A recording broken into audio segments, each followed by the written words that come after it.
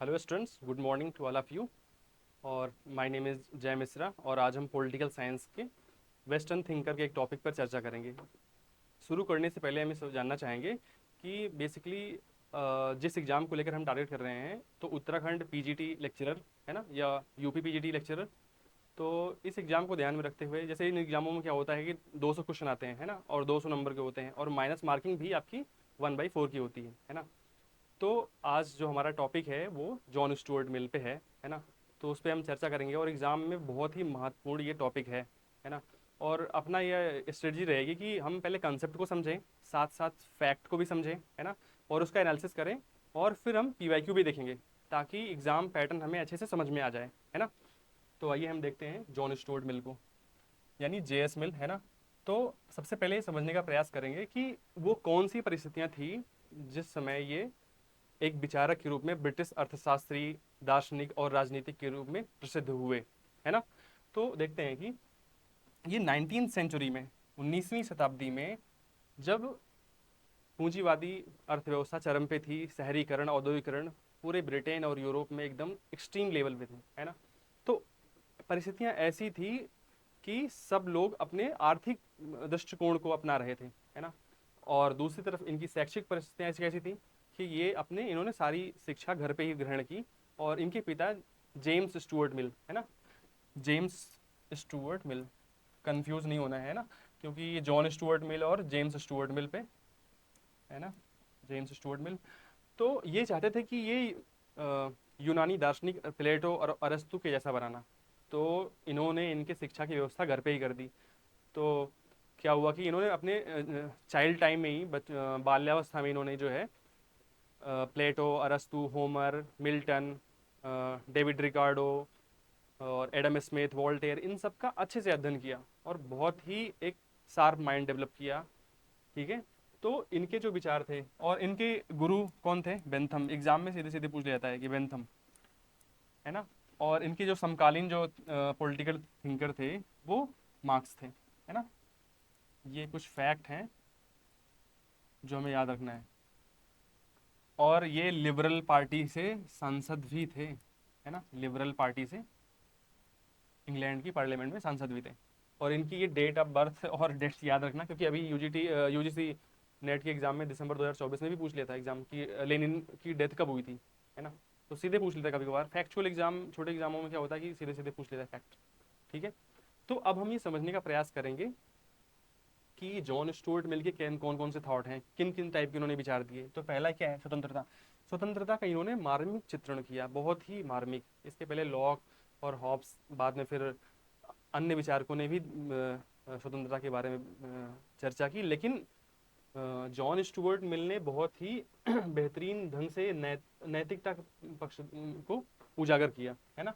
और ये प्रथम व्यक्तिवादी, प्रथम नैतिक व्यक्तिवादी माने जाते हैं। क्यों? क्योंकि उन्होंने पहली बार व्यक्ति को, किसी राजनीतिक चिंतन ने आधुनिक युग में नैतिक मानव के रूप में उजागर किया, है ना। और आगे उपयोगितावाद, क्योंकि इनके गुरु स्वयं जो बेंथम है, वो उपयोगितावाद को काफी पूरे जोर से समर्थन किया। ठीक है। और उपयोगितावाद में यही माना जाता है कि जो हमारे लिए अधिक से अधिक सुख प्रदान करे वही हमारे लिए उपयोगी है, चाहे वो कुछ भी हो। ठीक है। अगला जो इनका थॉट है वो लोकतंत्र का है। लोकतंत्र पे इन्होंने क्या बताया कि एक लोकतांत्रिक जीवन शैली, है ना, स्वतंत्र समाज, है ना, विकासात्मक लोकतंत्र की बात की, जहाँ पे लोगों को अवसर मिले अधिक से अधिक सहभागिता का, स्वयं निर्णय करने का, है ना। और इन्होंने कल्याणकारी हस्तक्षेपवादी राज्य की बात की, यानी सकारात्मक उदारवाद की बात की, है ना, ये वाला पॉइंट, नकारात्मक से सकारात्मक। क्योंकि तत्कालीन समय में जो ऐसी परिस्थितियां थी जहाँ पे आर्थिक उदारवाद चरम पे था, औद्योगिकरण चरम पे था, तो अमीर और गरीब के बीच लगातार खाई बढ़ती आ रही थी, भ्रष्टाचार भी हो रहे थे, है ना।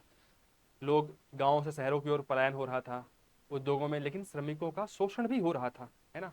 तो एक तरफ आप देखते हैं कि मार्क्स ने तो इन आर्थिक विषमताओं को समाप्त करने के लिए क्रांतिकारी साम्यवाद की बात की, लेकिन मिल ने बताया कि राज्य ही एक नैतिक भूमिका निभाए ताकि लोगों को मूलभूत सुविधाएं प्राप्त हो। हालांकि जॉन स्टुअर्ट मिल इतना पूर्ण रूप से समर्थन नहीं करता, पूर्ण रूप से उदारवाद को, सकारात्मक उदारवाद को प्रवर्तक तो टीएच ग्रीन माना जाता है, लेकिन फिर भी इन्होंने लोकतांत्रिक ढंग से राज्य के हस्तक्षेप का समर्थन किया ताकि अर्थव्यवस्था का में प्रगतिशील करारोपण भी लगाया जाए और गरीब वंचित वर्ग का भी कल्याण किया जाए, है ना।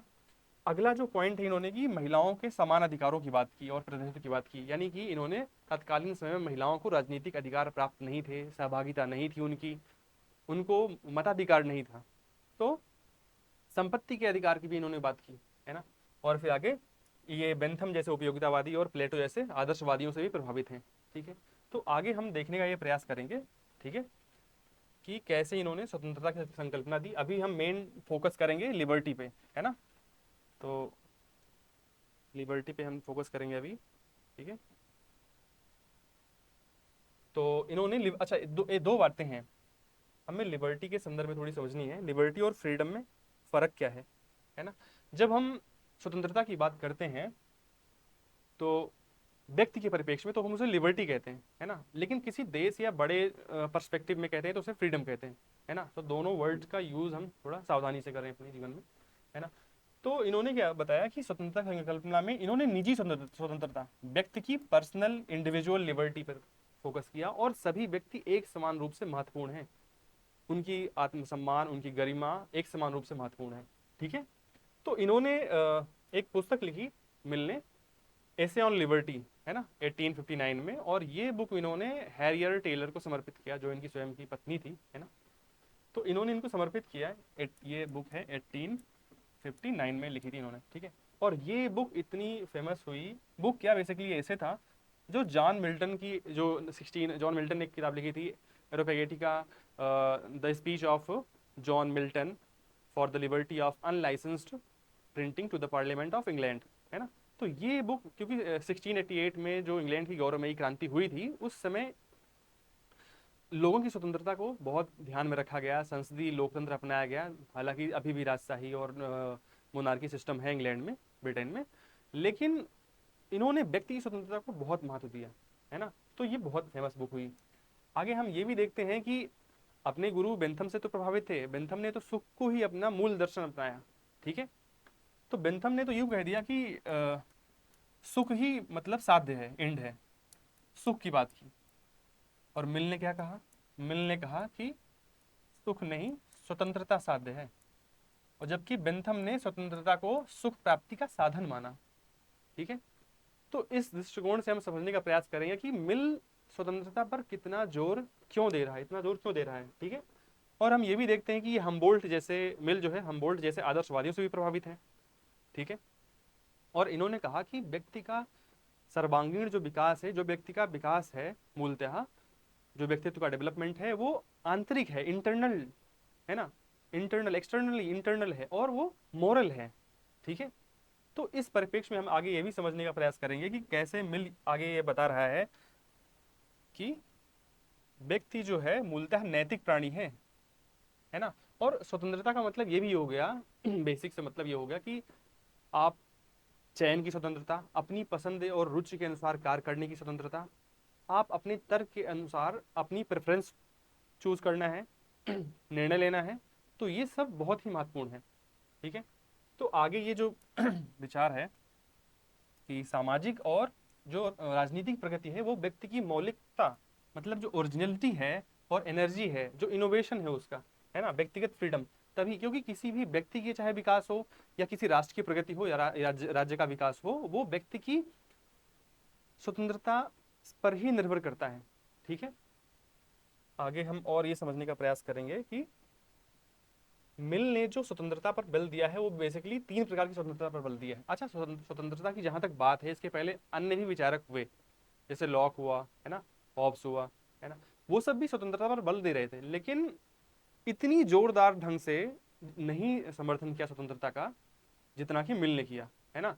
और अगर आपको भारतीय संविधान में आर्टिकल 19 से 22 तक लिबर्टी का कंसेप्ट समझना है, तो उसके लिए आपको लिबर्टी का कंसेप्ट थोड़ा अच्छे से समझ में आना चाहिए कि क्यों लिबर्टी होने के बावजूद भी, है ना, फ्रीडम ऑफ एक्सप्रेशन, है ना, ऑर्गेनाइजेशन बनाने की, संगठन बनाने की, प्रदर्शन करने की सारी स्वतंत्रताएं हैं, जीवन की जीवन का अधिकार है ना, सारे अधिकार हैं, लेकिन उसके बाद भी कुछ तार्किक प्रतिबंध भी अपनाए गए हैं, है ना। तो ये मिल ने आगे अपने विचारों में दर्शाया है, ठीक है। तो मिल बेसिकली 3 प्रकार की स्वतंत्रता की बात करता है। लिबर्टी ऑफ कंसाइन, ठीक है, यानी वाक और बोलने और अभिव्यक्ति की आज़ादी। और अगला एक है अपनी अभिरुचि के अनुसार जो है कार्य करना, है ना, पसंद तय करना, निर्धारित करना और संगठन बनाना। लेकिन हम सर्वाधिक जो महत्व दिया वो लिबर्टी ऑफ कंसाइंस पे दिया, ठीक है। तो वाक और अभिव्यक्ति मतलब बोलने और एक्सप्रेशन करने की पूर्ण और निरपेक्ष स्वतंत्रता की बात कर रहा है। और प्रतिबंधों का अभाव, यानी किसी प्रकार का सेंसरशिप नहीं होगी, चाहे प्रेस पे हो चाहे व्यक्ति की स्वतंत्रता पर, वो बोलने की किसी प्रकार कोई बंधन नहीं होगा। लेकिन विधि का अभाव नहीं होगा, क्योंकि मिल लोकतांत्रिक सरकार शासन की प्रणाली का समर्थक है, उदारवाद का समर्थक है, ठीक है। तो इस परिप्रेक्ष्य में हम ये देखेंगे कि नकारात्मक स्वतंत्रता की बात कर रहा है। अगर एग्जाम में ये पूछा जा रहा है कि मिल किस प्रकार की स्वतंत्रता का समर्थन करता है, सकारात्मक, नकारात्मक या इनमें से कोई नहीं, है ना, या दोनों, है ना, तो बेसिकली वो नकारात्मक, निगेटिव। निगेटिव का मतलब क्या हुआ कि वो किसी प्रकार का बंधन व्यक्ति के ऊपर नहीं लगा रहा है, ठीक है, पूर्ण आजादी है उसको। लेकिन इसका मतलब ये नहीं है कि स्वच्छंदता, है ना, कुछ भी करने की आजादी नहीं, कुछ तार्किक प्रतिबंध भी आगे उसने लगाए हैं, ठीक है। अच्छा, एक कॉन्सेप्ट इसमें यह भी हमें समझना होगा कि मिल ने सभी को आजादी नहीं देता। वैसे समाज या वैसे लोग जो पिछड़े समाज है या लोअर जो सभ्यताएं हैं, या जो बालिग नहीं है, वयस्क लोग नहीं हैं, है ना, उन जैसे एशियाई अफ्रीकी कुछ देश हैं, है ना, तो उनको जो है वो पूर्ण स्वतंत्रता नहीं देता। उनके लिए वो पैतृक शासन यानी निरंकुशता की बात करता है। जबकि जो उच्चतर विकसित समाज हैं, जो विकसित सभ्यताएं हैं, है ना, जो शिक्षित लोग हैं, उनके लिए स्वतंत्रता की बात करता है। तो इस प्रकार से ये हम देखेंगे कि वो शैक्षिक आधार पर या समझदारी या विकास के आधार पर वो स्वतंत्रता पर भेदभाव करता है, ठीक है। तो आगे हम ये भी समझने का प्रयास करेंगे कि अगले पॉइंट में कि प्रत्येक व्यक्ति, ये कह रहा है, मिल कह रहा है कि प्रत्येक व्यक्ति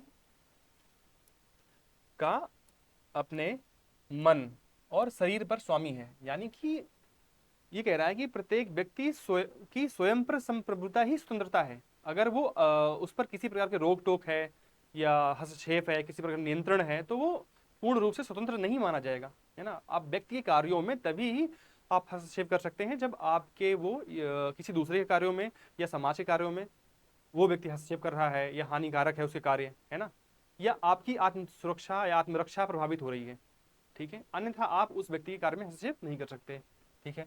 आप ये देखते हैं कि लोकतंत्र में क्या होता है। लोकतंत्र में क्या होता है कि जनता ही के पास संप्रभुता होती है, और संप्रभु समाज में एक जो चुनाव के द्वारा बहुमत, चुनाव में जो बहुमत होता है, बहुमत से ही सरकार का निर्वाचन होता है। और सरकार में मेजोरिटी जो होती है सरकार की या समाज की जो मेजोरिटी होती है, वो सोचता है कि एक ऐसी सामाजिक व्यवस्था कायम की जाए जहाँ पे एक यूनिफॉर्मिटी हो, है ना, एक रूपता हो। क्योंकि राज्य क्या सोचता है कि अगर सभी लोग एक जैसा व्यवहार करेंगे, एक जैसे कार्य करेंगे, तो उन पर नियंत्रण करना आसान होगा, क्योंकि एक जैसी समस्याएं पैदा पैदा होंगी। आप खुद ही देखिए कि जब न्यायपालिका या संसद संसद कोई कानून बनाती है, तो उसमें मेजोरिटी की ही बात की जाती है ना, या सुप्रीम कोर्ट या कोई भी कोर्ट हो निर्णय देता है तो बहुमत से ही निर्णय देता है ना। तो बहुमत की ही बात, यानी बहुमत का बोलबाला होता है ना, मेजोरिटी की, है ना। तो बहुमत के चक्कर में क्या होता है कि विचारों का दमन हो जाता है, यानी आपके जो अगर नवाचार कोई नए विचार आप दे रहे हैं तो वो रुक जाएंगे, तो सभ्यता का विकास नहीं होगा, है ना। तो इसलिए इतना महत्व देता है। और इसी को देखते हुए जीएच सेबाइन एक थिंकर हैं, उन्होंने मिल के बारे में कहा कि मिल पहला उदारवादी राजनीतिक चिंतक है जिन्होंने राज्य और व्यक्ति के बीच, है ना, क्योंकि अधिकांश विचारधाराएं राज्य और व्यक्ति के संबंधों पर ही निर्धारित हैं। चाहे वो समाजवादी हो, समाजवादी राज्य को या अर्थव्यवस्था को, आर्थिक वितरण को महत्वपूर्ण मानते हैं, जबकि उदारवादी व्यक्ति की निजी स्वतंत्रता को महत्वपूर्ण मानते हैं, है ना। तो उसने समाज को एक तीसरे तत्व के रूप में उभारा कि समाज कैसे व्यक्ति की स्वतंत्रता को प्रभावित कर रहा है, ठीक है। तो आगे हम ये समझने का प्रयास करेंगे। एक एक ये भी कॉन्सेप्ट है कि ये जो समाज है, यानी मास सोसाइटी है, थोड़ा आगे हम स्लाइड में देखते हैं, है ना, कि जो जनपुंज समाज है यानी बहुमत समाज है, ये कैसे आपकी स्वतंत्रता को प्रभावित कर रहा है। जनपुंज समाज कैसा होता है? मास सोसाइटी ऐसी होती है जहाँ पे, क्योंकि क्या हुआ, औद्योगिक क्रांति हुई, है ना, ब्यूरोक्रेटाइजेशन हुआ, सॉरी मार्केटाइजेशन हुआ, प्राइवेटाइजेशन हुआ, डिजिटलाइजेशन हुआ, तो सब लोग जो है एक जैसे व्यवहार करने लगे, यानी कि लोगों की पृथक पहचान कमजोर होने लगी, उनके बीच सामाजिक पहचान कमजोर हुई और बुनियादी बंधन भी कमजोर हुए। जो उनके बीच बॉन्डिंग रही है ना। तो एक जाति, एक धर्म और एक वर्ग, ऐसे इस टाइप का कॉन्सेप्ट डेवलप हुआ। उनकी पृथक पहचान आज हम अपने जीवन में देखते हैं कि हर व्यक्ति अपने आप को अलग दिखाना चाहता है, कि उसके विचार अलग हैं, है ना, उसका ड्रेसिंग सेंस अलग है। क्यों? क्योंकि वो अपनी पहचान समाज में खोता जा रहा है। ठीक है। तो इस तरीके से हम देखते हैं कि आधुनिक जो औद्योगिक समाज था उसमें सब एक जैसी कार्य संस्कृति हुई, एक जैसी अधिकार संस्कृतियां और ये स्वतंत्रता हुआ। ठीक है। तो इम्पर्सनल रिलेशन यानी कि व्यक्ति के बीच में अब जो है निजी संबंध बहुत कम हो गए हैं, है ना। अब प्रोफेशनल संबंध पर ज्यादा जोर दिया जाता है। ठीक है। तो ये हुआ जनपूर्ण समाज। इनसे डर है, इनसे खतरा किसको है? डेमोक्रेसी को। ठीक है। तो हम पीछे देख रहे थे थोड़ा, अब हमने सोसाइटी के बारे में समझ लिया। तो ये, हाँ, सेबाइन ने बता दिया कि हाँ ये एक समाज की तीसरे तत्व की खोज की। अच्छा, इन्होंने स्वतंत्रता के, मिल ने स्वतंत्रता के पक्ष में जो तर्क दिया, कुछ लॉजिक दिए इन्होंने, है ना। क्या लॉजिक थे वो? स्वतंत्रता के पक्ष में जो तर्क दिए वो उपयोगितावादी, स्वतंत्रता के पक्ष में तर्क उपयोगितावादी और नैतिकतावादी, है ना, ये तर्क थे। इन्होंने बताया कि अगर कोई जो नॉलेज है या विचार है वो अगर सत्य है, तो सत्य विचार को अगर वेरीफाई करना है, एक्सपांड करना है, तो उसके लिए क्या क्या जरूरी है कि नए और पुराने विचार को के बीच में वाद विवाद हो, चर्चा पर चर्चा हो, संवाद हो। तो उससे क्या होगा, जो इन विचारों के बीच में जो विरोधाभास हैं, इनसे विचारों के संघर्ष में क्या होगा कि वो जो सच्चा विचार होगा, जो ट्रू नॉलेज होगा, वो सामने आएगा और ज्यादा एक्सपांड करेगा, है ना। जैसे हम देखते हैं सर्वाइवल ऑफ द फिटेस्ट, जो शक्तिशाली है वही आगे जीवित रहेगा। तो इसी प्रकार का कॉन्सेप्ट थॉट के लिए भी है ना। चर्चा पर चर्चा की बात की। और इन्होंने क्या एक नैतिकतावादी कॉन्सेप्ट भी दिया, क्या कि व्यक्तिगत आत्मनिर्णय हर व्यक्ति का एक फंडामेंटल राइट है। हर व्यक्ति स्वतंत्र है, नैतिक है ना, अ, तार्किक है ना। और ये देख कहता है कि अगर व्यक्ति अपनी अंतरात्मा के अनुसार विभिन्न विरोधाभासी विचारों में अगर अपने अंतरात्मा के अनुसार चयन नहीं कर पा रहा है, तो उससे उसकी मानवीय गरिमा को छीन लिया जाता है। क्योंकि व्यक्ति को तो मानवीय और तार्किक माना गया है ना। तो इसलिए ये महत्वपूर्ण है कि व्यक्ति को स्वतंत्रता दी जाए और सभी व्यक्ति समान रूप से महत्वपूर्ण है। ठीक है। अब हम आगे देखेंगे थोड़ा। ये हमने मास सोसाइटी तो देख लिया, है ना। इसके अलावा मिल ने कुछ और बातें कही। वो बातें क्या क्या थी? ये जो दूसरी प्रकार की स्वतंत्रता थी कि अपनी अभिरुचियां विकसित करना और कार्य करने की स्वतंत्रता, यानी व्यक्ति अपनी स्वभाव के अनुसार, अपने चरित्र के अनुसार अपने जीवन की कार्य योजना बना सके, है ना। कौन सा कार्य करना है, कौन सा कार्य नहीं करना है, वो स्वयं चयन करे, कोई समाज या राज्य उसका हस्तक्षेप नहीं होगा, है ना। तो ये जरूरी है। इसके अलावा संगठन बनाने की स्वतंत्रता। और मिल ने यह भी कहा कि अगर जिस समाज में हम स्वतंत्रता का सम्मान नहीं करते, वो समाज स्वतंत्र समाज नहीं कहलाया जा सकता, चाहे वहां पे कोई भी शासन प्रणाली क्यों ना अपनाई जाए। क्योंकि लोकतंत्र जरूरी नहीं कि अगर लोकतंत्र है तो वहां पे स्वतंत्रता को सम्मान दिया जाएगा, है ना।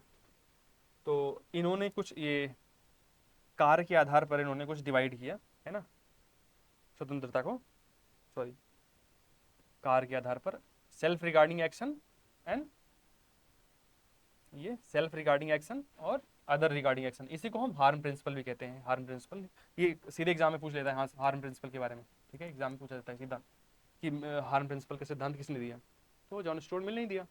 ठीक है। तो सेल्फ रिगार्डिंग एक्शन क्या है? सेल्फ रिगार्डिंग एक्शन ऐसे कार्य है जो जिससे व्यक्ति स्वयं प्रभावित हो रहा है, कोई और नहीं। इस इस क्षेत्र में व्यक्ति को पूर्ण स्वतंत्रता होगी, कोई प्रतिबंध नहीं होगा। ठीक है। क्योंकि व्यक्ति किसी दूसरे के कार्यों में हस्तक्षेप नहीं कर रहा है। ठीक है। और जो अदर रिगार्डिंग एक्शन है, यानी ऐसे कार्य जो व्यक्ति के या समाज के दूसरे क्षेत्रों में प्रभावित कर रहे हैं या हानिकारक क्षति पहुंचा रहे हैं, तो उसमें क्या होगा कि व्यक्ति को ये निजी स्वतंत्रता का विषय नहीं है। ठीक है। यानी यहाँ पे राज्य हस्तक्षेप कर सकता है। ठीक है। जैसे मान लो कोई व्यक्ति पुलिस है और वो ड्यूटी पे तैनात है, तो वो जरूरी नहीं कि फिर वो अगर वो वाइन पिएगा तो फिर वो पब्लिक मेंटेनेंस कैसे करेगा, मतलब सार्वजनिक व्यवस्था नहीं बना सकता। अगर आपातकाल हो गया या कोई आक्रमण हो गया देश पे, तो लोगों की स्वतंत्रता पर राज्य हस्तक्षेप कर सकता है, नियंत्रण लगा सकता है। ठीक है। अच्छा, आगे ये भी मिल कहता है कि व्यक्ति को समूची सभ्यता के विरुद्ध या बहुमत के विरुद्ध बोलने का अधिकार है। ठीक है, क्योंकि और व्यक्ति की अभिव्यक्ति को दमन नहीं कर सकता, भले ही वह चाहे झूठ बोले, क्योंकि कोई भी विचार पूर्ण रूप से सत्य नहीं है और सत्य सापेक्षिक होता है। और आप देखेंगे खुद ही, पहले ऐसे उदाहरण घटनाएं हुई हैं कि जहाँ पे अभिव्यक्ति का दमन किया गया और उससे महान विचारों को क्षति हुई, महान विचारकों की और महान विचारों की भी। जैसे सोक्रेटिस को भी जहर दे दिया गया, ईसा मसीह को सूली पर चढ़ा दिया गया। क्यों? क्योंकि उन्होंने समाज से हट के, परंपरागत विचारों से हट के कुछ नए विचार दिए, है ना। तो इस तरीके से हम ये देखते हैं कि कोई भी विचार निरपेक्ष नहीं है ना, और सत्य सापेक्षिक है ना, और व्यक्ति के विचारों पर राज्य का नियंत्रण, सॉरी यहाँ पे नियंत्रण होगा, राज्य का नियंत्रण नहीं है। अच्छा, इसी परिप्रेक्ष्य में हम देखेंगे वाल्टेयर एक बहुत बड़े विचारक हुए, स्वतंत्रता के समर्थक हुए। वो खुद ही कहते हैं कि मैं आपके अभिव्यक्ति की आज़ादी का समर्थन करता हूँ, यानी कि आपके विचारों से असहमत हो सकता हूँ, लेकिन अपने मरते दम तक आपके बोलने की आज़ादी का समर्थन करूँगा। क्यों? क्योंकि वैचारिक असहमतियाँ हो सकती हैं, लेकिन विचारों की जो स्वतंत्रता है वो अत्यंत महत्वपूर्ण है, तभी हम नए विचारों को जान सकेंगे, है ना। और इसी, क्योंकि वैचारिक दमन से क्या होता है कि नवाचार से हम वंचित हो जाएंगे। ठीक है, मानव जाति और सभ्यता का विकास भी बाधित हो जाएगा। अब आप देखिए, जैसे कि सत्य या असत्य कौन सा थॉट होगा, इसके लिए क्या करना चाहिए? इसके लिए अगर जानना है कि कौन सा विचार, मान लो विचारों के बीच में प्रतियोगिता हुई, ठीक है, या संघर्ष हुआ, तो कौन सा विचार सही है ना। तो उस सबसे पहले तो अभिव्यक्ति की आज़ादी दे दो सबको, सभी को मिल दे दो, है ना। और वाद विवाद हो और परस्पर विरोधी मत जो है उनका मुक्त प्रचार प्रसार हो, है ना। तो उससे सामने आ जाएगा कि ना कि कौन सा विचार सही है, अधिक प्रभावी है, तो वो सामने आ जाएगा। ठीक है, और आप देखिए, खुद ही देखिए जीवन में कि कुछ देश हैं अभी भी अविकसित हैं, अल्प विकसित हैं, या अनडेवलप्ड या अंडर डेवलप्ड या विकासशील या डेवलप्ड। इनके बीच में फ़र्क क्या है? यही तकनीक का, नवाचार का, है ना। अमेरिका जैसे देश, भारत जैसे, या फिर और नेपाल, या फिर और छोटे जो अफ्रीकी देश हैं, एशियाई देश हैं, इतना आगे कैसे चलेगा यूरोपीय देश, है ना। भारत या फिर और जो छोटे देश हैं, विकासशील देश हैं या अल्प विकसित देश हैं आइलैंड्स हैं बहुत सारे, जो अभी भी बहुत सारे चुनौतियां हैं, फेस कर रहे हैं। तो ये कैसे इतना पीछे चलेगा? क्योंकि वहाँ पे इनोवेशन नहीं है ना, इतना ज़्यादा। तो इसलिए विचारों की स्वतंत्रता बहुत ही महत्वपूर्ण है। और मिल ने तो अभिव्यक्ति की स्वतंत्रता का इतना अधिक समर्थन किया कि उसने कहा कि विविधता, मतलब विचारों की विविधता ही स्वतंत्रता का एक स्वाभाविक लक्षण है। और उसने अभिव्यक्ति की आज़ादी को इतना जोरदार समर्थन किया कि उपयोगितावाद के आधार को, यानी उपयोगितावादी विचार को भी कमजोर कर दिया। कैसे? क्योंकि उपयोगितावाद में क्या होता है कि अधिकतम लोगों की स्वतंत्रता की बात कहती है, अधिकतम लोगों के अधिकतम सुख। ठीक है, मतलब जैसे 100 लोग हैं तो उसमें 90 लोगों को हैप्पीनेस मिले, है ना, 10 को ना मिले तो कोई दिक्कत नहीं। लेकिन मिल क्या कहता है? मिल कहता है कि स्वतंत्रता सभी के लिए महत्वपूर्ण है ना, या खुशी सभी के लिए महत्वपूर्ण मतलब यहाँ सभी महत्वपूर्ण है, अल्पमत भी जो है ना वो सभी महत्वपूर्ण है यहाँ, है ना। मानवीय गरिमा का सम्मान कर रहा है, जबकि ये 90 लोगों की बात कर रहा है ना। ये 90 लोगों की बात कर रहा है, 100 के बजाय, भले 10 लोगों को ना मिले, लेकिन ये मिल सबकी बात कर रहा है। और ये बहुमत या अधिकतम की जो बात है, ये बेंथम का विचार है ना। बेंथम बहुमत की बात करता है, लेकिन मिल जो है सबकी बात करता है। ठीक है, और मिल ने इसी बात को विचार कहते हुए ये बात आगे बताई। जैसे आप ये भी देखेंगे, इसके पहले हमने जो बहुमत समाज की बात की, तो बहुमत समाज क्या करता है? जैसे आप सोचते हैं कि आप इंटरकास्ट मैरिज कर लें, है ना, या इंटर रिलीजियस मैरिज कर रहे हैं, तो उसमें प्रतिबंध कौन लगा रहा है? राज्य तो नहीं लगा रहा है, कानून भी नहीं लगा रहा है, सुप्रीम कोर्ट भी नहीं लगा रहा है, समाज ही तो लगा रहा है ना। तो ये समझना होगा कि समाज व्यक्ति की स्वतंत्रता के लिए कितना खतरा पैदा करता है। हम यही तो समझ रहे थे आगे पीछे कि स्वतंत्रता के लिए चुनौती जो है वो राज्य सरकारें उत्पन्न नहीं कर रही हैं, ठीक है, समाज उत्पन्न कर रहा है। ठीक है, अच्छा, तो आगे हम ये देख रहे थे कि अगर जैसे हम कहते हैं कि एक बार मान लो आप किसी पिछड़े गांव से हो, या किसी पहाड़ी क्षेत्र से हो, या किसी जो मार्केट से बहुत कनेक्ट नहीं है, जहाँ पे शहरीकरण इतना डेवलप नहीं है, और आप अपने गांव से, सपोज करो अपने गांव से आप चले गए दिल्ली चले गए, ठीक है, दिल्ली से आप सोचोगे आप लंदन चले गए, है ना, लंदन चले गए, और आप स्वतंत्रता को कितना लिबराइज करोगे, मतलब कितना फील कर सकते हो? जब गांव में थे, जब आप दिल्ली में थे, या फिर आप जब लंदन चले गए, या न्यूयॉर्क चले गए, पेरिस चले गए, कहीं चले गए, तो आप जब लंदन से अपने वापस गांव आओगे तो आप क्या उतनी स्वतंत्रता फील कर पाओगे? नहीं फील कर पाओगे। तो इसलिए मिल ने कहा कि जिसने भी स्वतंत्रता का एक बार स्वाद चख लिया वो किसी भी कीमत पर अपनी स्वतंत्रता को त्यागने के लिए तैयार नहीं होगा। ठीक है, तो इतना महत्वपूर्ण माना। अच्छा, ये मिल पहला नैतिक व्यक्तिवादी विचारक क्यों है? पहला नैतिक व्यक्तिवादी विचारक क्यों है मिल? इसके पहले और भी विचारक विचारक नैतिक सॉरी व्यक्तिवादी थे। हॉब्स भी था, लॉक भी था, है ना। लेकिन इन्होंने क्या किया कि पहली बार नैतिक व्यक्ति को नैतिक माना और व्यक्ति के नैतिक विकास पर बल दिया, व्यक्तित्व के सर्वांगीण विकास पर बल दिया। ठीक है। अब यूनानी विचारकों भी नैतिकतावादी हैं, अरस्तु प्लेटो भी नैतिकतावादी हैं, आदर्शवादी हैं, नैतिकतावादी हैं, लेकिन वो व्यक्तिवादी नहीं है। आधुनिक युग में पहली बार नैतिक व्यक्तिवाद की बात मिलने की। ठीक है, तो इसके सब पहले सभी विचारकों ने व्यक्ति के भौतिक पक्ष पर ध्यान दिया, भौतिक पक्ष को अधिक महत्वपूर्ण माना, जबकि मिल ने व्यक्ति के नैतिक पक्ष को महत्वपूर्ण माना। आप लॉक को देख लो, संपत्ति की बात करता है। हॉब्स को देख लो, आत्म सुरक्षा की बात करता है। ठीक है। मैकियावेली शक्ति की बात करता है। ठीक है। ठीक है, तो ये व्यक्ति को विवेकशील माना, मानवीय गरिमा को माना, व्यक्ति की सम्मान दिया, और ये भी कहा कि एस्थेटिक है, मतलब मानव सौंदर्य को महत्व देता है। ठीक है, मानवीय गरिमा को, सौंदर्य को, और सहानुभूति व्यक्ति के अंदर है। ठीक है।